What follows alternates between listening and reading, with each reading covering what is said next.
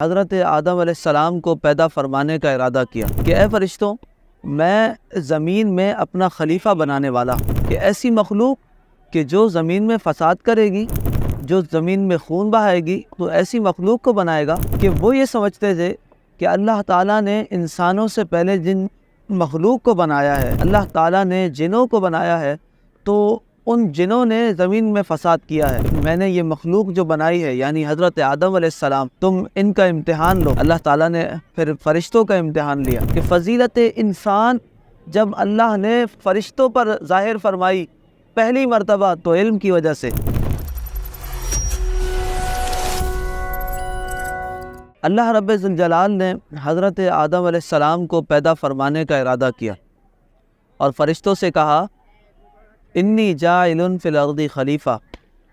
سورہ بقرہ کی آیت نمبر 30 میں اللہ تعالیٰ فرماتا ہے کہ اے فرشتوں، میں زمین میں اپنا خلیفہ بنانے والا ہوں۔ فرشتوں نے کہا کہ اے مولا، تو زمین میں ایسی مخلوق کو بنائے گا کہ اتجعل فیہا من یفسد فیہا ویسفک الدماء، کہ ایسی مخلوق کہ جو زمین میں فساد کرے گی، جو زمین میں خون بہائے گی، تو ایسی مخلوق کو بنائے گا۔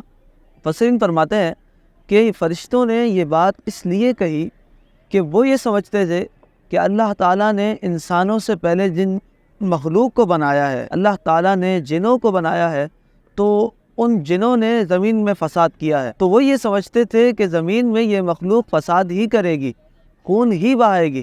انہوں نے اللہ تعالیٰ سے عرض کی کہ مولا، ایسی مخلوق کو تو پیدا فرمائے گا۔ اللہ تعالیٰ نے پھر فرشتوں سے کہا کہ میں نے یہ مخلوق جو بنائی ہے، یعنی حضرت آدم علیہ السلام، تم ان کا امتحان لو۔ فرشتوں نے کہا کہ مولا، ہم کیا امتحان لیں؟ اللہ تعالیٰ نے پھر فرشتوں کا امتحان لیا، فرمایا کہ تم اسماء کے نام بتاؤ، تو انہوں نے نہیں بتائے۔ تو اللہ تعالیٰ نے فرشتوں سے کہا کہ اب اے فرشتوں، تم آدم علیہ السلام سے پوچھو، جس کو قرآن پاک نے یوں ذکر کیا، ثم عرضهم علی الملائکہ، کہ اللہ تعالیٰ نے آدم علیہ السلام کو ملائکہ پر پیش کیا اور ان سے کہا، انبئونی باسماء ہؤلاء ان کنتم صادقین۔ پھر کہا، تم خبر دو مجھے ان اسماء کی، ان تمام ناموں کی جو تمہیں سکھائے گئے ہیں۔ تو پھر حضرت آدم علیہ السلام سے جتنے سوالات فرشتوں نے پوچھے، اور آدم علیہ السلام نے ان تمام کے جواب دے دیے۔ حضرت مجاہد فرماتے ہیں کہ وہ کون سے اسماء تھے، یعنی ہر چیز کے اسماء، ہر چیز کے نام اللہ تعالیٰ نے آدم علیہ السلام کو سکھا دیے تھے۔ یہ اللہ تعالیٰ نے بہت بڑی فضیلت عطا فرمائی آدم علیہ السلام، کہ فضیلت انسان جب اللہ نے فرشتوں پر ظاہر فرمائی پہلی مرتبہ، تو علم کی وجہ سے۔ سبحان اللہ، آدم علیہ السلام کی پیدائش ہو گئی، اللہ تعالیٰ نے تخلیق آدم فرما دی ہے۔ پھر فرشتوں نے اللہ تعالیٰ کی بارگاہ میں عرض کی کہ مولا، یہ کیسی مخلوق ہے کہ جو ساری چیزوں کے نام جانتی ہے جو ہم بھی نہیں جانتے۔ تو اللہ تعالیٰ نے فرمایا کہ اے فرشتوں، میں نے تو کہا تھا، قال الم اقل لکم انی اعلم غیب السماوات والارض، کہ میں نے تو کہا تھا کہ میں آسمان اور زمین کی تمام چھپی ہوئی باتوں کو جانتا ہوں، اور وَأَعْلَمُ مَا تُبْدُونَ وَمَا كُنْتُمْ تَكْتُمُونَ، اور میں وہ بھی جانتا ہوں جو تم چھپاتے ہو اور جو تم ظاہر کرتے ہو۔ یہ شان ہے رب تعالیٰ کی۔ پھر آدم علیہ السلام کی جب شان ظاہر ہو گئی، تو اللہ تعالیٰ نے فرشتوں سے کہا، اے فرشتوں، اسجدوا لآدم، آدم کو سجدہ کرو۔ تو سارے فرشتے فضیلت آدم دیکھنے کے بعد سجدے میں گر گئے، اور سوائے ایک شخص کے کہ جس نے آدم علیہ السلام کی فضیلت کو نہیں مانا، وہ شیطان تھا، ابلیس تھا۔ قرآن مجید نے کیا ذکر کیا؟ ابا واستکبر، اس شیطان نے انکار بھی کر دیا اور تکبر بھی کیا، وکان من الکافرین، اور وہ کافروں میں سے ہو گیا۔ اللہ اکبر۔ یعنی اس پورے واقعے سے، آدم علیہ السلام کی تخلیق کا جو واقعہ ہے، اس سے دو چیزیں ہمیں ملتی ہیں۔ پہلی بات کہ اللہ تعالیٰ نے جب فضیلت آدمیت عطا فرمائی، تو وہ علم کی وجہ سے۔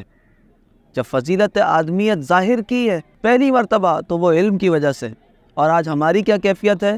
ہم علم سیکھنے سے بھاگتے ہیں، ہم کوشش کرتے ہیں کہ لا علمی میں زندگی گزار دیں، چاہے ہم کوئی بھی کام کر رہے ہیں ضرورت ہے کہ ہم علم حاصل کریں پہلے. ہم علم حاصل نہیں کرتے. نمازوں کے بارے میں علم نہیں ہے, روزوں کے بارے میں علم نہیں ہے, دیگر اسلامی احکام ادا کرتے رہتے ہیں مگر علم نہیں ہوتا, اس بارے میں معلومات نہیں ہوتی. تو اگر ہم چاہتے ہیں کہ ہم آدمیت کی صحیح فضیلت کو پہنچیں تو علم حاصل کرنا پڑے گا.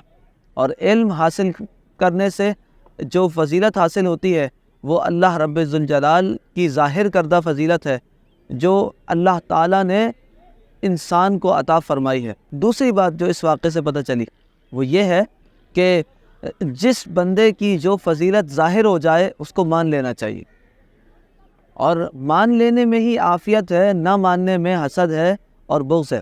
جب اللہ تعالیٰ نے آدم علیہ السلام کی فضیلت کو ظاہر فرما دیا اور سب نے دیکھ لیا کہ آدم علیہ السلام کو اللہ نے اتنی فضیلت عطا فرمائی ہے, تو سارے فرشتوں نے اپنی گردن کو جھکا دیا سوائے ابلیس کے. ابلیس نے اپنی گردن کو نہیں جھکایا. یعنی فضیلت ظاہر ہونے کے بعد اگر جو شخص اپنے آپ کو نہ جھکائے, اپنے دل کو اس کی طرف راغب نہ کرے, تو وہ شیطان کے نقش قدم پر ہوتا ہے. اور یہ اپنے آپ کو نہ جھکانا یہ بغض اور عداوت کا سبب بن جاتا ہے. ہمیں چاہیے کہ ہم ان دونوں چیزوں پر غور کریں اور اپنے اعمال کو دیکھیں, اپنے کردار کو دیکھیں. کسی اور کو جج کرنے سے بہتر ہے اپنے آپ کو جج کر لیں. انشاءاللہ دنیا بھی سنور جائے گی, آخرت بھی سنور جائے گی.